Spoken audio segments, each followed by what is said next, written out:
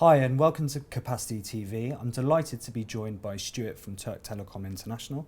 Stuart, welcome. Thank you. I just wanted to find out, how is the TTI backbone evolving in all the regions that you operate in? Okay, so I'll answer that question in three parts because we mainly have three areas. We have Europe, which is essentially our core business, and then the two areas we've expanded into recently, which is the Middle East and into Asia. So in terms of Europe, we are evolving twofold. Firstly, we're extending our geographic reach, mainly through swap deals, also through some IRU purchases, etc. So we've extended all the way now to the Russian-Kazakh border, which we weren't at before. And we're also then all continuously expanding in our capacity. So just to give an example of what I mean by that, in 2013 we installed 1 tera of third-party capacity on our European backbone. Last year we did 5 tera, which I think actually makes us the largest supplier of third-party capacity within Europe. In Asia, we've expanded through consortium like CME-5, which now reaches into Singapore. And we've also done some swap deals, which allow us to expand into Hong Kong as well.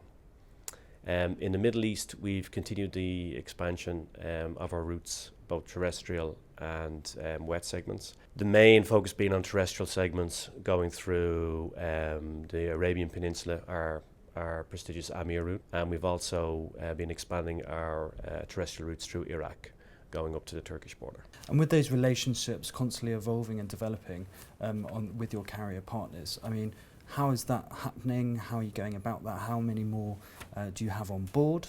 For example, China Telecom Global, there was a big announcement with the European sort of subsidiary that there was a partnership. You hit the nail on the head there when you said evolving. I think that the relationships that we have at a global level are continuously evolving. They're expanding in most cases, but some cases contracting. One of the things that we've done recently in terms of organizational change is that I've moved from my previous chief sales officer role, which is the last interview we did, I had that position, to a chief commercial officer role.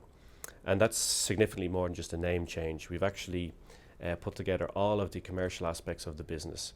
So not just voice and data, we've also added mobile, we've also added roaming, mobile data services, plus procurement, which we do on behalf of ourselves and the TT group.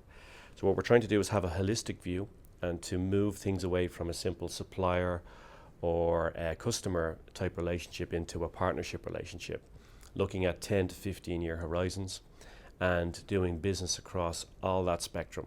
So all the way from very old-fashioned voice services to the most complicated data cabling consortiums, roaming deals, mobile roaming deals, SMS, everything together. So we're evolving in a way which we believe is adding significant value, not just to us and our group and our shareholders, but also to our partners. You mentioned the subsea consortium, so going back to the CME-5 cable, how is that going to actively strengthen your terrestrial network? In fact, one of the key drivers behind going into CME-5 was to strengthen the terrestrial options that we had. That may seem somewhat of an oxymoron, but we have an obligation to provide the international connectivity to our parent company TT. Most of that was done terrestrially, but one of the key drivers in going into CME-5 was to provide diverse routes and routes that would give complete redundancy to the TT backbone. So CME-5 has enabled us to do that. So for example, we've dedicated all of the capacity on our Marseille route in the initial light-up phase to our parent.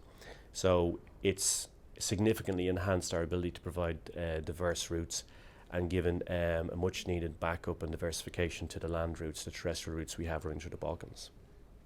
Brilliant. And when you look across all the other projects and subsea projects and consortiums that are out there, which of those is Türk Telekom International actively interested and involved in? Well, we're one of the key members of CME-5. We're looking at 2 possible sea cable consortiums on the east coast of Africa. Negotiations are still ongoing, so I won't go into details about that, but we're looking to be a significant partner in one of those 2. We are looking at a couple of other smaller sea cable consortiums, which would again add new routes and diversification to our current backbone. These would be in the Asia and near Asia markets. And then of course we have our AMIR consortium, which we're the lead consortium member, and we're looking to expand and take that on to its next phase. We believe that we've reached a sort of a ceiling in this, and we need to take it to the next stage of its evolution to make sure it's fit for purpose as huge capacity demands become increasingly common moving into the Middle East. So exciting times ahead for TTI then? Absolutely, exciting and busy times ahead, yes. Brilliant. Stuart, thank you very much for joining us on Capacity TV. Thank you for having me.